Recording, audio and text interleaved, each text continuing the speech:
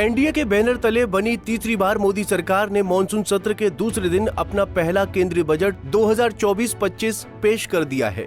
Budget पेश करने वाली बीजेपी की प्रमुख नेत्री और केंद्रीय वित्त मंत्री निर्मला सीतारमण ने 23 जुलाई 2024 को लगातार 7वीं बार बजट पेश कर अपने नाम एक नया रिकॉर्ड दर्ज करवाया है। सीतारमण ने लोकसभा के अंदर अपने 1 घंटे 23 मिनट के भाषण में शिक्षा, रोजगार, किसान, महिला और युवाओं पर फोकस करने की भरसक कोशिश की है। इसी दौरान बिहार और आंध्र प्रदेश के लिए विशेष पैकेज की भी घोषणा की है। Power projects, including setting up of a new 2,400 megawatt power plant at Pirpenti, will be taken up at a cost of 21,400 crore rupees. New airports, medical colleges, and sports infrastructure in Bihar will be constructed.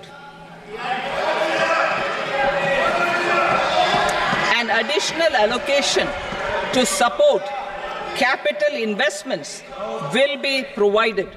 The requests of Bihar government for external assistance from multilateral development banks will be expedited.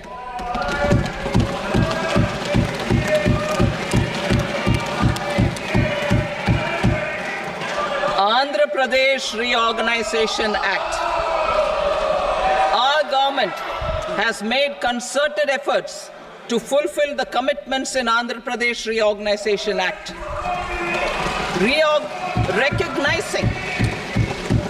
Recognizing the state's need for the capital, recognizing the state's need for a capital, we will facilitate special financial support through multilateral development agencies. In the current financial year, 15,000 crore rupees will be arranged with additional amounts in future years.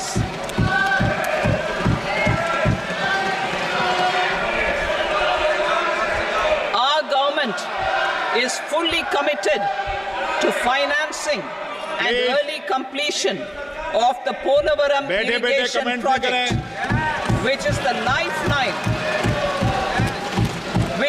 lifeline for Andhra Pradesh and its farmers. This will facilitate our country's food security as well. Bihar और आंध्र प्रदेश के लिए सरकार के खजाने के भंडार खोलने के बाद विपक्ष एनडीए के नेतृत्व में बनी केंद्रीय बीजेपी सरकार पर हमलावर हो गया है। लोकसभा में विरोधी दल के नेता और कांग्रेस सांसद राहुल ने अपने एक्स अकाउंट से एक पोस्ट करते हुए कहा कि कुर्सी बचाओ बजट मतलब सहयोगियों को खुश करना, अन्य राज्यों की कीमत पर उनसे खोखले वादे मतलब मित्रों को खुश करना, आम भारतीयों को कोई राहत नहीं बल्कि सहयोगियों को लाभ। कॉपी और पेस्ट मतलब कांग्रेस का घोषणा पत्र और पिछले बजट से ये बजट कॉपी किया गया। ऐसा ही कुछ कांग्रेस के राष्ट्रीय अध्यक्ष मल्लिकार्जुन खड़गे भी कहते नजर आए। उन्होंने कहा कि ये बजट सिर्फ नायडू नीतीश को खुश करने के लिए है, इससे अतिरिक्त इस बजट में और कुछ भी नहीं है। खड़गे आगे बोले कि हमेशा से ही बीजेपी की सरकार वादे बहुत सारे करती है लेकिन होता कुछ नहीं है। जबकि बजट पेश होने के जस्ट बाद देश को संबोधित करते हुए प्रधानमंत्री नरेंद्र मोदी ने अपनी सरकार के इस बजट की जमकर सराहना की है। साथियों, रोजगार और स्वरोजगार के अभूतपूर्व अवसर बढ़ ये हमारी सरकार की पहचान रही है। आज का बजट इसे और सुदृढ़ करता है। देश और दुनिया ने पीएलआई स्कीम की सफलता देखी है। अब इस बजट में सरकार ने एम्प्लॉयमेंट लिंक्ड इंसेंटिव स्कीम की घोषणा की है। इससे देश में करोड़ों करोड़ों नए रोजगार बनेंगे।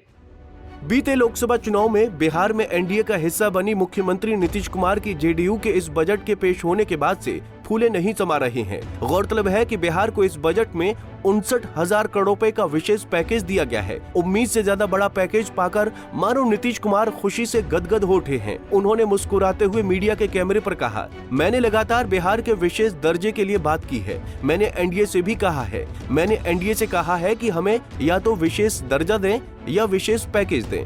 अनुवर्ती रूप से उन्होंने कई चीजों के लिए सहायता की घोषणा की है। हम विशेष दर्जे की बात कर रहे थे और बहुत से लोगों ने कहा कि विशेष दर्जे का प्रावधान बहुत पहले ही समाप्त कर दिया गया है, इसीलिए इसके बजाय बिहार की मदद के लिए सहायता दी जानी चाहिए। उन्होंने अब इसकी शुरुआत कर दी है।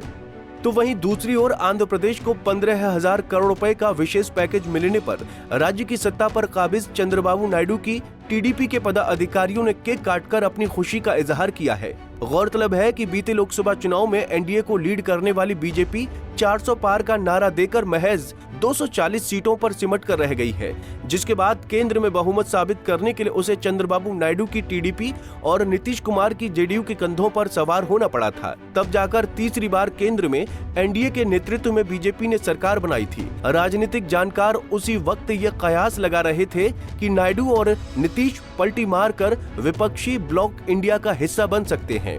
हालांकि ऐसा कुछ भी उस वक्त नहीं हुआ था और नायडू और नीतीश आज भी एनडीए का हिस्सा बने हुए हैं, जिस वजह से केंद्र में मोदी सरकार बरकरार है। विपक्ष का यही कहना है कि ताकि बीजेपी केंद्र की कुर्सी पर से ना उतर जाए, इसलिए उसने हर जतन करके जनता और जन सरोकारों के मुद्दों को दरकिनार करके सिर्फ और सिर्फ नायडू और नीतीश को लुभाने के लिए केंद्रीय बजट 2024 और 25 तैयार किया है। Bureau report, Punjab Kesari TV. हमसे जुड़े रहने के लिए हमारे YouTube चैनल को सब्सक्राइब करें और नई वीडियो की नोटिफिकेशन के लिए बेल आइकॉन को दबाएं।